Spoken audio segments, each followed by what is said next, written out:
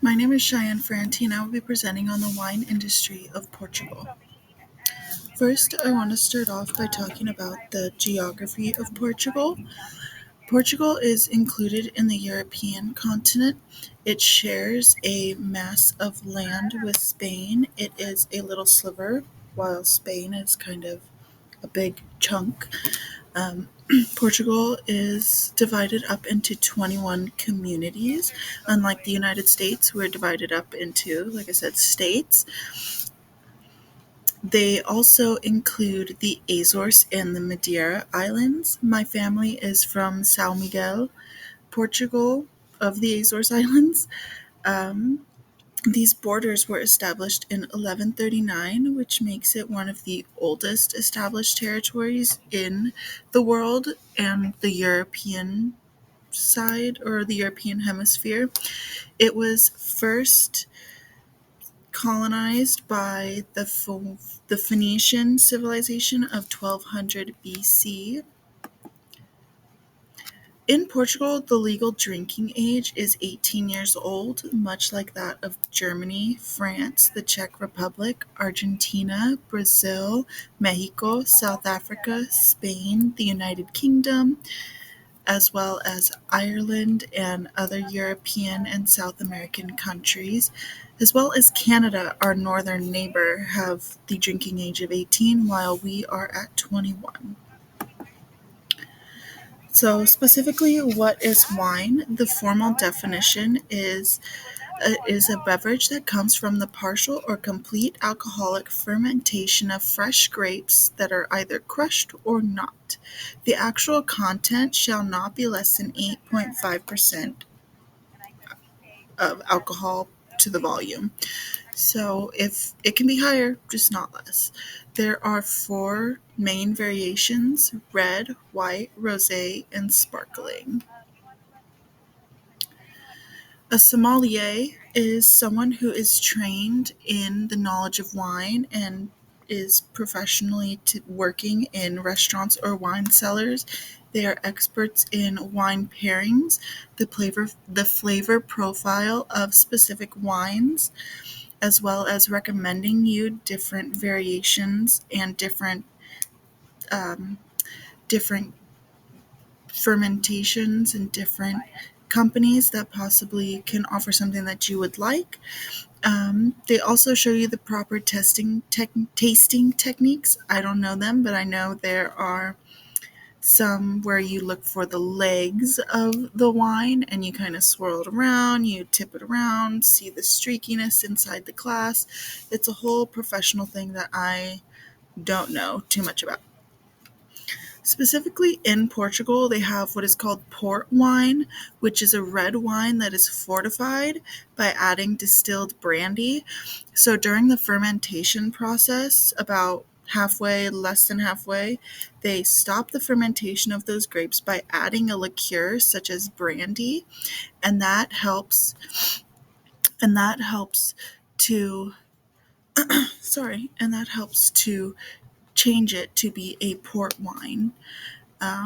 One of the top wine types of the world is created or produced in Douro Valley, which this is a picture of the vineyards along the side of the slope that meets into the port, where you can see a bunch of gondolas and boats and small ships coming through to trade. Um, Grapes must be produced here in order for it to be considered port. Um, in the next slide, I will explain the difference, but there are other kinds of port, but it is not a port unless it is grown here in order for it to be authentic. Like I said, a different kind of port is the California port. California port specifically uses Zinfandel grapes that are fermented and then distilled.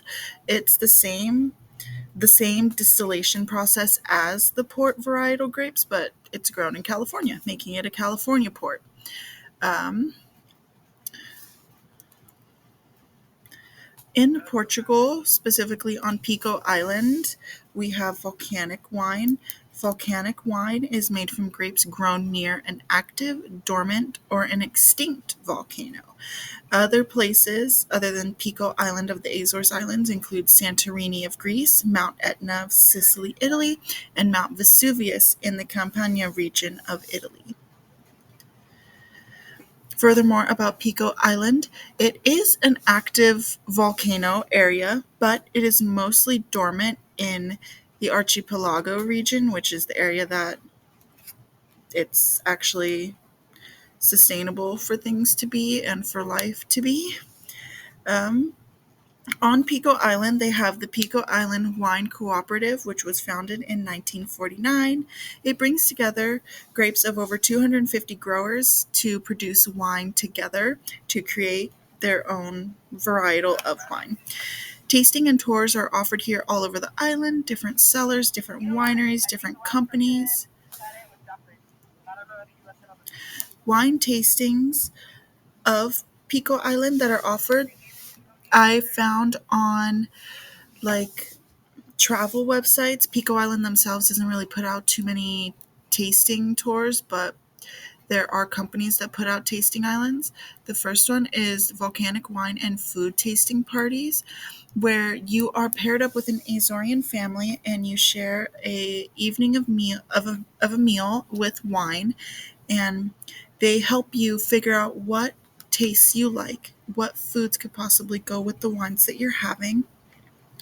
With that, you can book this anytime. You can go to the travel website and you can book this anytime, and they will figure out a family who's available at that time. Pico Island has a full day of wine culture tour. You'll visit wine distilleries and a wine museum to look at barrels and to check out the history of Pico Island. They offer wine tastings and local cheese tastings. You can book it anytime, just as the same. It is an 8-hour event, and once you book it, they will set up a time for you to go. Wine in Wine in Azores Festival, that's translated from Portuguese. I don't speak Portuguese, so it's a little rough. A bunch of companies come all together to offer tastings and explore foods that go together, such as those cheeses, grapes, olives. Portugal is a huge producer of chestnuts, so that would be another thing that they taste together. Another thing that they do there are selling. When you taste something and you like it, you're probably going to want to buy it from right there because you may never see it again, especially if you traveled there and that was something on your itinerary that you paid for. Local recommendations. The first one is Periscos Adega. I've not been to the restaurant, but I've been to the bakery. I love pastel de nata and malasadas. Amazing. 100% recommend it. But the actual sister restaurant is the first Michelin star rated restaurant of San Jose, and it's the only Portuguese restaurant in the United States with a Michelin star rating, which is pretty cool to me, being Portuguese. They offer 500 wines that are only from Portugal. You won't be able to get a champagne from Champagne, France there. Another place that is on the east side is Bacalhau Grill. It's a Portuguese restaurant and market. You're able to find authentic foods, baked goods, liquors, and wines. It is located in Little Portugal and it's been there since 1940. Local wine stores, you can go to Total Wines. There's a few in San Jose and all over the state of California. There's Bevmo's, a bunch all over San Jose. You don't have to be a member to go to either of them. You can also buy Portuguese wine, generally, maybe not port. At in general liquor stores as well as general grocery stores. There's almost a wine, spirit, liquor section that you're able to look in. I'm not 100% sure if there will be a Portuguese section, but I know you're able to find Portuguese wine. As well as you can go to wineries and cellars. I know Gilroy is covered in cellars and different wineries where you can go for tasting tours. You can buy bottles. One of my favorites to go to is Hunt's Cellar. You can actually become a wine member of Hunt's Cellars, and you can get like monthly subscriptions of wines from different places. I have a couple of Portuguese California ports and a couple of Portuguese wines. They're not ports, but some Portuguese wines at home. And that is it about my Portuguese wine industry, specifically that of the Pico Island in the Azores Islands of Portugal.